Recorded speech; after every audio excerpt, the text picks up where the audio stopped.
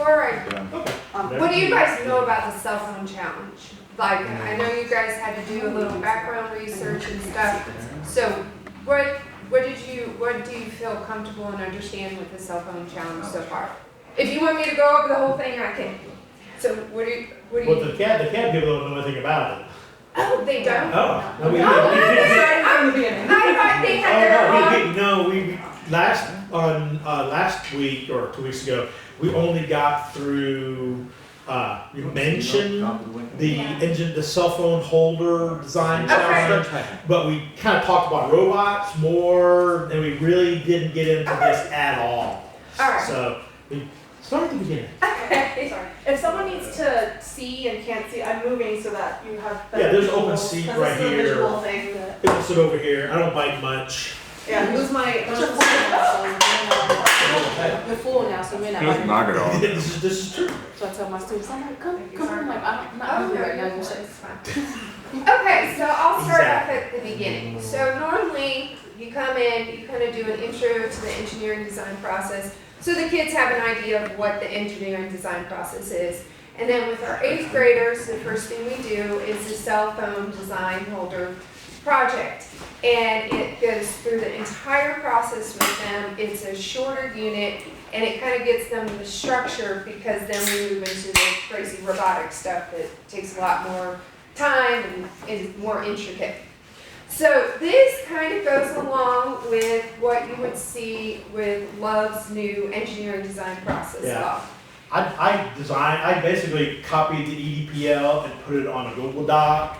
This was a couple years ago when I made this, because there were issues with the earlier iterations of the EDPL, kids losing their passwords and stuff, and net connectivity and stuff. So it was just easier for me to just fill it out in this Google Doc that I can share with you, kind of thing. So hopefully the new one should be. I'm excited about the new one. So this kind of lets you know what this is. It's like didn't it you what the EDPL? It's like the original iterations. It was clunky, and it worked, but it is not as fluid. Correct. So most of the challenges are going to start off with an RFP, a request for a proposal, because we treat it like it's a business and we're looking for engineers to design something for us. So you guys read through a letter that's provided in the tech or the seismic curriculum, and it gives them the background on what they're supposed to do, some criteria, some constraints, and then from that, that's where you start filling in your EDPL. Typically, what you want to do first is you identify and understand before you do anything else. Identify, it tells them what the problem is and who is the client. So it's normally a sentence, it can be descriptive, and then from that, I always tell the kids that's like their topic, that's their focus or their goal. Then from that, we want to go to understand. So we have our goal in mind. Well, how do we meet that goal? Are there any rules? Are there any constraints? Are there any criteria? In the RFP, or this request for the proposal, it goes through and gives you this. So it says must fit a 40 millimeter by 40 millimeter by 100 millimeter space. And Brian so nicely drew this out for us. Yeah, my kids had a hard time visualizing what that space looks like. So I took cardstock and constructed the design envelope for them. And it's like okay, this, it had a little thing on my desk. So they can see, it's like, okay, this is your shape. It can be in any orientation, but your design has to fit inside this shape, this space. And it definitely was good for them, because they go like, wow, that's tiny. It's like, yes indeed. And So when you say fit, the entire, like if my holder stood up and my cell phone sat in it like that, did that count, or did the totality? the holder, this part. And this is one that got printed out, that it was modeled after a phone. I mean, it's got everything.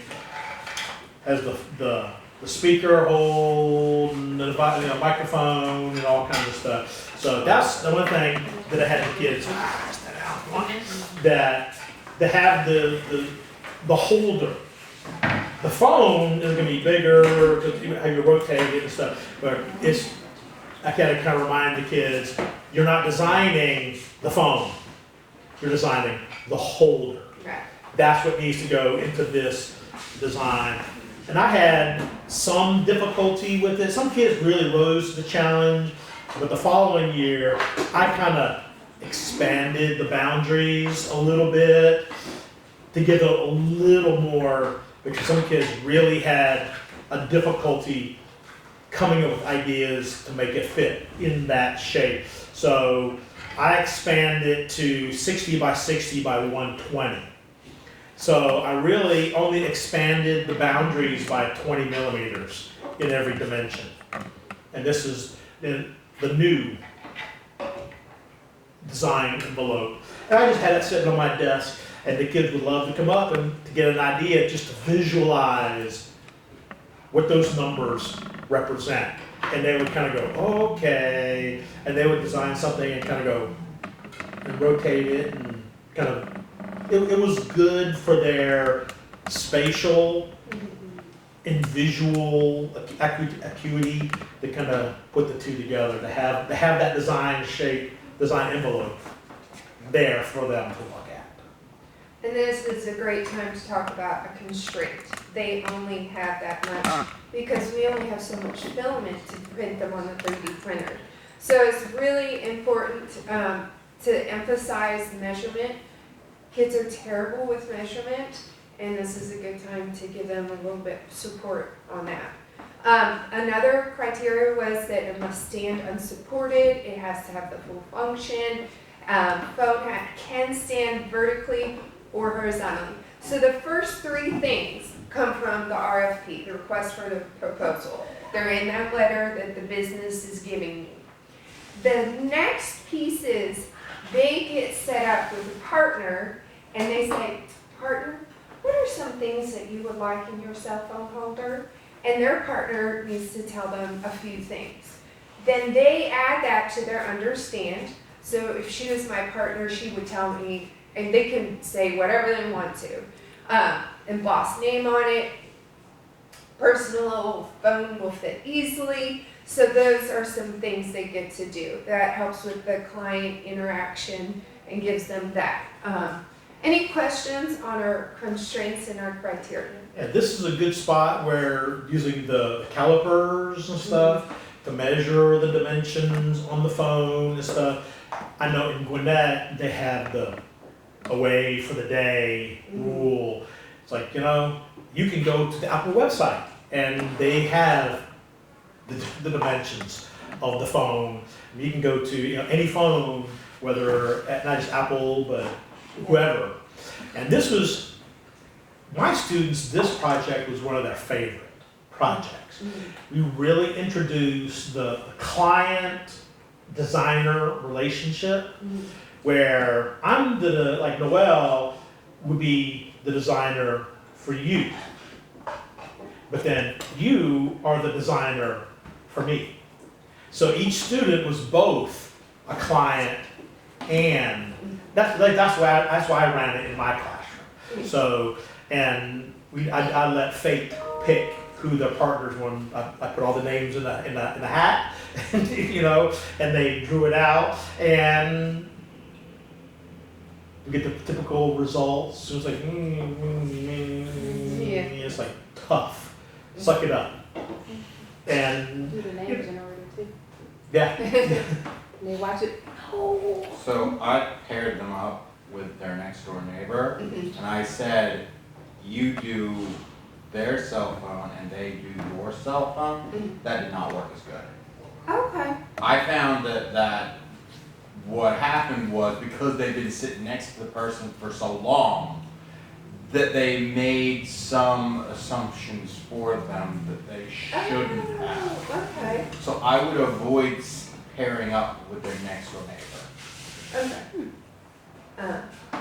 So, and then understand, as part of understand, and this is something I forget sometimes to reinforce, they need to do background research. That means they can just go on the internet, look at some pictures, take some notes on something like inspiration. It doesn't mean they don't need to copy it, but to get inspiration and put any notes or information they get on here. I also recommend here, they did it up here, personal phone will fit easily. At some point, they need to put the size of the phone their folder's being created for, okay? They don't have to do a ton of background research.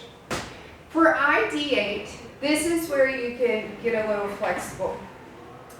I have mine do it on Tinkercad. You guys can have them do it on paper and pencil, on ShapeWorks, but basically they're creating their models now. They're quick ideas, they're quick sketches. The hardest thing to do is to get the kids to do more than one idea. Because when they're doing something on their own, they're like, oh, this is the best idea, I don't need to do anymore, I'm done. But you need to push them, and I think in the Georgia Tech resources, they say at least 3. So you kind of push them, minimum of 3. So you get your 3. And I only did 2, because this was kind of like my demonstration for them on how to do it. And you can see on the design 1 and design 2, remember back in June, we talked with engineering design, having a front view and a side view and a top view. I kind of pushed my kids. It's like, remember we did this? This is where we're gonna apply. Really we're not having a cube, but you have a thing. Your cell phone holder. What does the front view look like? What does the side view hold? You know. Yeah, your orthographic drawings. There Question. Yes. I'm sorry to interrupt. So do Go you ahead. have them do sketches for only the design that they're choosing to go forward for? Or do you have them do the sketches for all of their ideas? All their ideas. Yeah, this is the ideate. Okay. This is the ideate phase, and on mine we have Ladybug document cameras. The computers that we had before that I had in my classroom didn't have cameras, so I just told them, like, plug in the Ladybug and draw it out on a piece of paper. And it doesn't have to be on graph paper, it could be a napkin, as long as there's sketches and there's labels, and kind of put their ideas out there and take a picture of it. Because Gwinnett had away for the day, so they couldn't whip out their phones and take a picture of the phone and upload it and stuff. So that kind of incorporated using the drawing, the drafting, the engineering design by hand to kind of reinforce it, but also taking the pictures to upload it and stuff. And our Chromebooks, yeah, I don't know, do you guys have Chromebooks? Yes. They do let them take pictures. It's kind of weird, like they have to hold it, but They figure it out. It works. yes. They're very smart. So on this phase, I did 4, and I did not let the client and the customer talk to each other Right. until after they had their 4 designs, so that the Correct. customer could pick which one they wanted. Yes, that's exactly how I did it, and I thought it so as well. Because what you, as an engineer or designer, want to do is to take that feedback and then, or take the initial feedback, put it onto some kind of sketch, some kind of design, and then take it back to your client. So ideate is brainstorming. I think some of you said that you guys have different words for it. And, and relate it back to language arts is like when you're writing a paper, you don't just sit down and start writing. You put down all these crazy ideas. It's just in engineering and design, our ideas are pictures, not words. So that's the brainstorming. Again, at least 3, and you will get blinders. We'll come back and talk about how Tinkercad plays into this in a minute, just so you guys can see the flow of the EDPL. So after you brainstorm or ideate, you evaluate. You think, all right, does this design meet this criteria? Does it meet this constraint? And that's what he did in this table, and Love was showing with her one thing. We typically use likely, unlikely, because we don't know for sure until we test it out. So we're doing what is likely or unlikely to happen. So in each design, and that's why it's like a matrix, you look at it, size. It's likely going to meet my size constraint. If I remember correctly, yours is going to auto-populate what our criteria and constraints are. And then you'll also have the pictures. And then it's easy for them to say, all right, here's the picture of my design. Here's that criteria requirement. And then you choose likely or unlikely. And it's just a drop-down menu to help them. So eventually what you'll have is all of these filled out. And after they evaluate it, the evaluation then requires a reflection. Which one overall is going to be the best choice? Not necessarily the right choice, but the best choice to start off with. And then you take it. I always link this back in the, not when you're in the designer client relationship. You're not, it's like design to, yeah, I liked it the best. You're coming with data. It's like this has 4 out of 5 likelies, this has 2 out of 5 likelies. So you're coming back to your client with data and information to say, okay, I'm just saying this, pulling this out of the air, or because I'm emotional about it, we're just, here's the data, this is what the data says. And then it doesn't specifically say this in here, it does in your instructions on the seismic website, but here it doesn't specifically say this, but you take this information, your designs, your evaluation, and that's what Brian's talking about, and you meet with your client again and say, all right, here are your options, these are the ones I did, this one meets this many of the requirements, this one meets this many of the requirements, do you like either of these? And if they say yes, no, or they can say yes, but I would like such and such to be different, then you iterate, you go back and you change and do another ideate or another model, and then check in with them again. Or that's how I did it in my class. Oh yeah, I did the same thing. So before you get to that prototype, you have that benefit of checking in with your client. So that is kind of where the evaluate stage is. And again, all that details in the instructions on the seismic website. So after you and your client decide on which design you like the best, then you prototype and test. The prototype and test, because we 3D print them, that's where Onshape, Tinkercad, or one of the CAD software comes in, because they have to put on CAD software for you to print it out. You're not going to want to sit there and put on all that stuff for them. So we'll talk about how to use that in just a minute, but basically they're going to go on to the CAD software you decide to use in your class. You pick one design. You do not do both design. For a prototype, it's, again, at least Gwinnett County really reinforces it. The prototype is a 2-scale model that has the full functions of it. So we would only print one design. So they design it, they put it on Tinkercad, they submit it to you, there's certain files you have to use, it's fun stuff. It's a lot easier once you get into it, I promise. It's just a process like anything else. So let's say design 1 was the one that my client liked. So with design 1, I put it in, I print it out. And then after I print it out, I go through and I test and see that it meets those criteria and constraints or the requirements that were given at the beginning of the EDPL. So I test it out. I take my cell phone, and like what Brian did might be a good idea. I'd like the kids to take their cell phones out, and they just have to be off, and test it out. Does it stand vertically and horizontally? Does it stand unsupported? Can you access the buttons? Can you all the things? Then you put yes or no. So one thing I did, I made my kids in Tinkercad.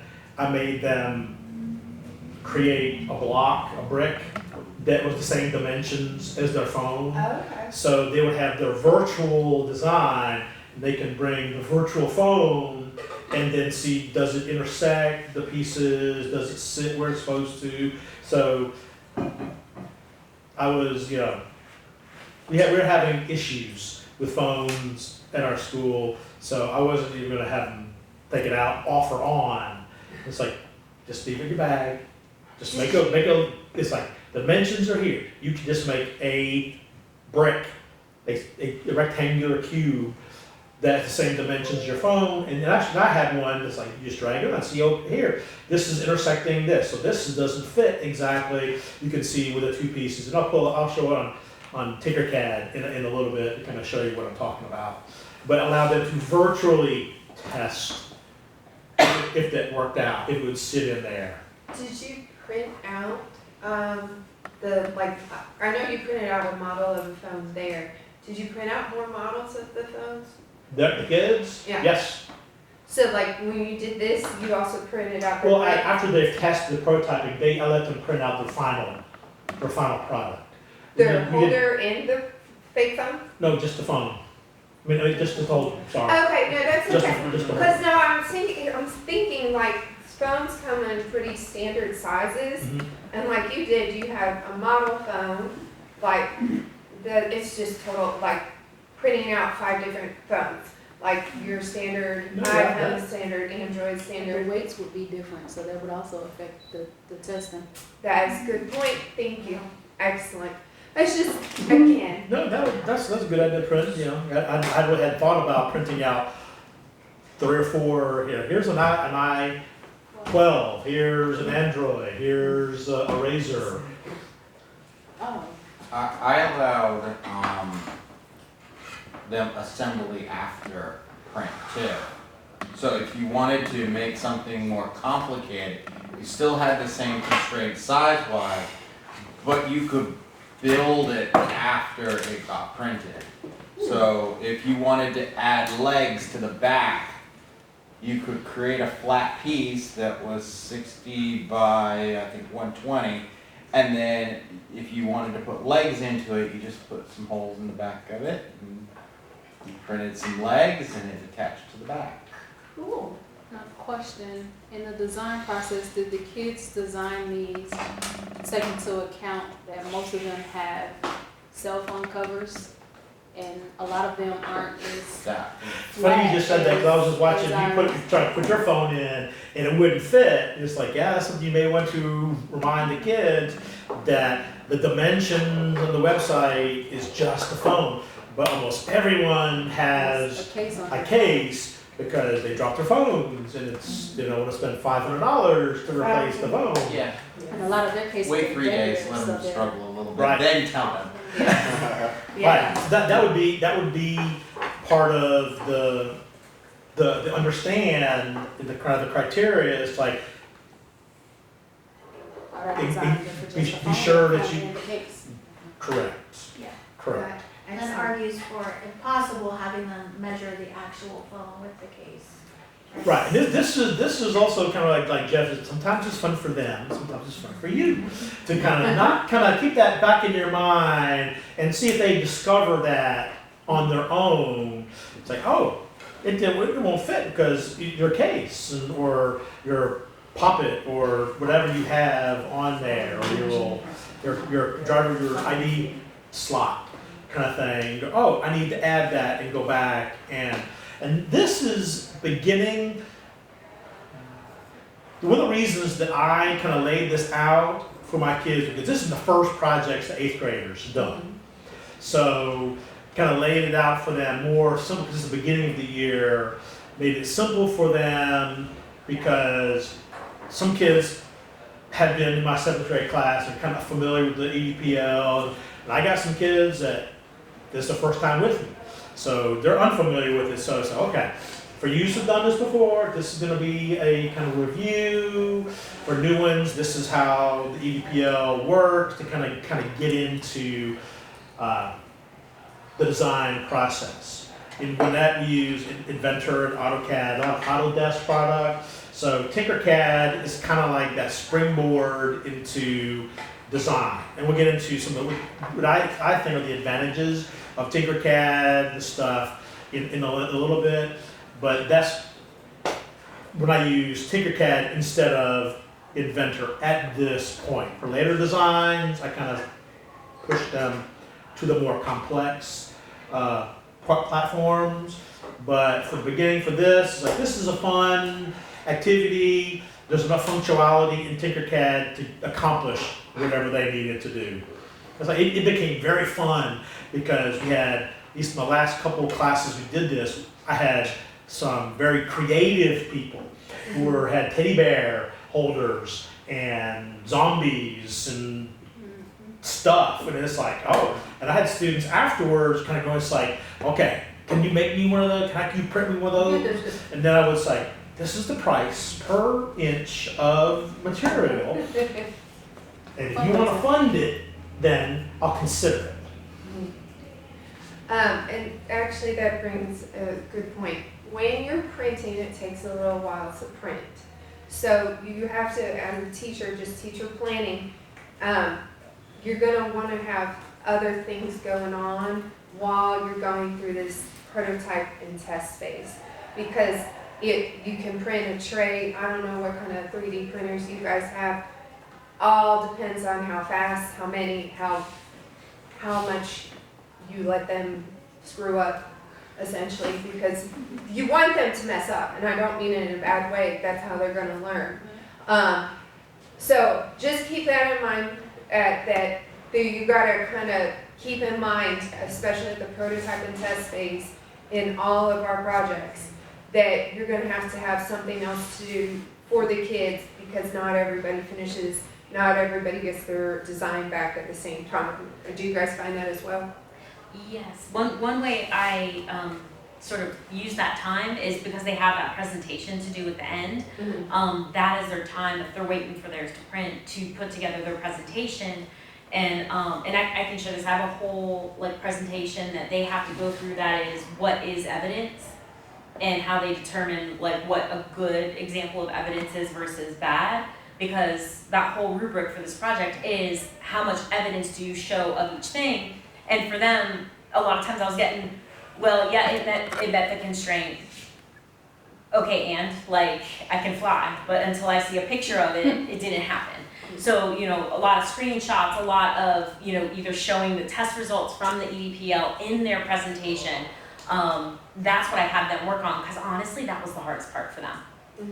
Really and truly being able to recognize and show evidence and put it together in a thoughtful way was the biggest challenge. Putting the cell phone holder together was easy compared to how much they struggled with the presentation.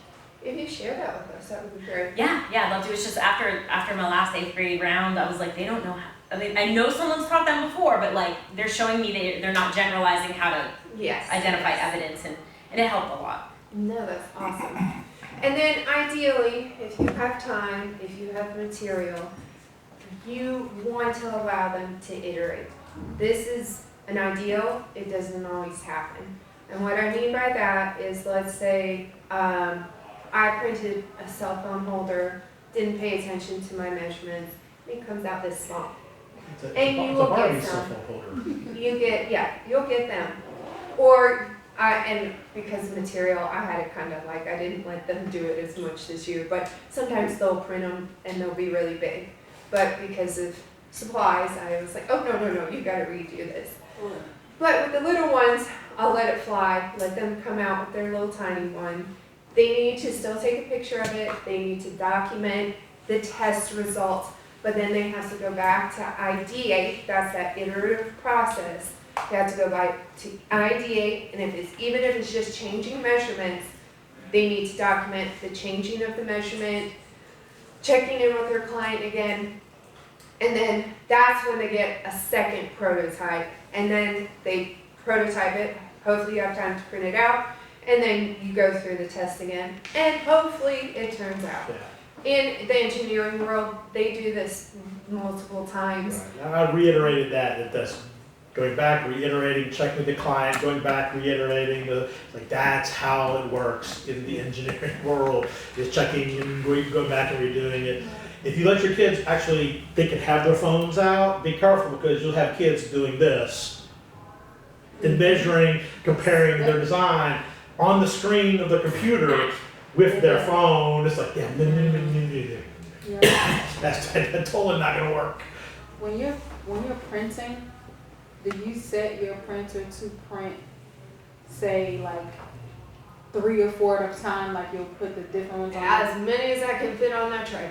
I always set the fill, support fill, as sparse as you can, and you may have to kind of change the orientation to kind of figure out which would be the quickest, the best for you. Just talking about like the quickest way to print, so like is it quicker to print like maybe 1 or 2 that are similar in shape and size? Just Throw throw them them on.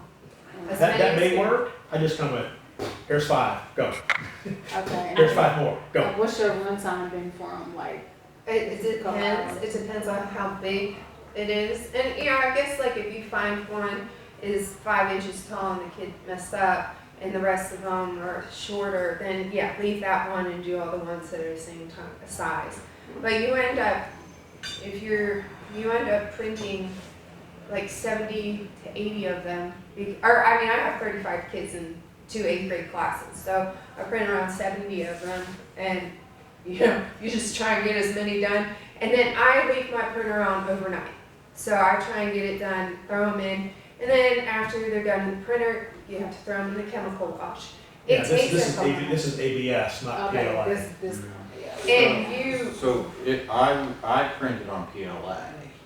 really, Yes, and I did it on the PLA because I wanted to add an additional constraint on them. Because they had to think about their support material breaking off of it as well. okay. And so, and it's a lot cheaper. So, I printed all mine on PLA and told them, I'm like, look, this is how support material works. I explained how gravity is going to affect your project.